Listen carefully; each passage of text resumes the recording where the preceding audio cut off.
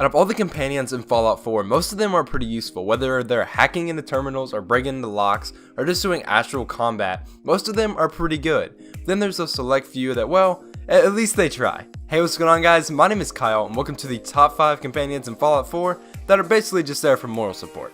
So starting off today's list, as far as I know, is the only super mutant companion in Fallout 4, and it is Strong. And compared to Fox in Fallout 3, he's kinda trash. I mean, he's not awful in combat, he's pretty decent, you know, he's about the same as everybody else.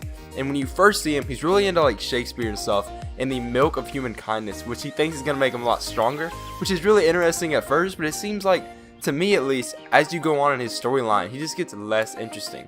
At first, it's really cool to see him at the radio tower and like to learn that story and everything, but once you get past that, you kinda know everything, and there's not much to him, you know, you can change him a little bit, but there's not much to him, so he comes in at number 5. Now coming in at number 4 is Ashley Codsworth, and I hate to put him on this list because he's always done so much for you. You know, he watched after you and your family at your house, serving as basically a robot maid for so long.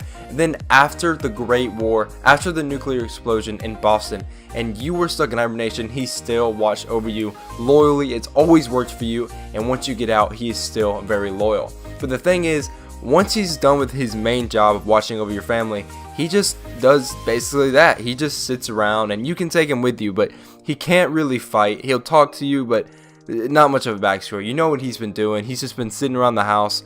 He's just basically there just to be kind of an Easter egg to the past, just to remind you of what your life used to be. He can't do much. He's just kind of around. He's really cool to see because you kind of have that connection, like with him and the Voltec salesman, that you knew him before the Great War, and there's only so many people that were alive before then. But other than that, man, he's basically just a relic. He's cool to be there, but he's not going to help you in pretty much any way once you've gotten out of the vault.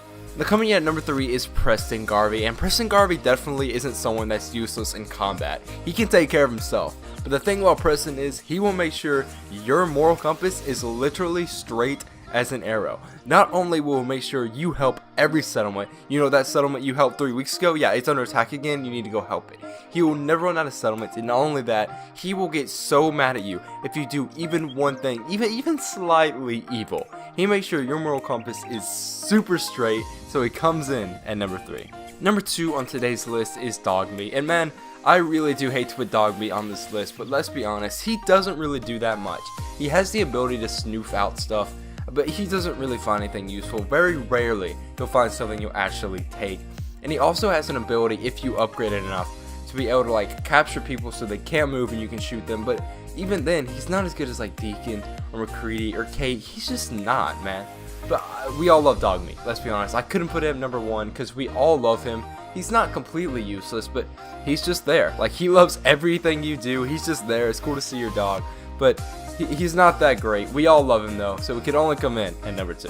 Finally, coming in at the number 1 spot in today's list is Piper. Now, don't get me wrong, I love Piper to death. If this was the top 5 romance options, she would definitely be number 1. I love Piper, but her story is not that cool, and she's definitely not going to help you in combat. You've been through Raiders and Super Mutants and the Institute and everything under the sun, radiation, and every like once a week in game she'll be like, hey, you want an apple? I know you've been through a lot. It'll heal you right up. That's the only thing she does. I love her to death, but she's completely useless. So comes in at number 1. Well guys, that is today's video. Thank you so much for watching. Please leave a like if you enjoyed, and let me know what you think about me doing Fallout videos. I was kind of nervous because I've been really blessed recently on how well my Fortnite and Overwatch videos have been doing.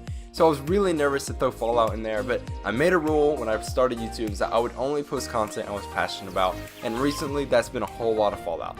Thank you guys for watching, and I will see you in the next one. Peace out, and God bless.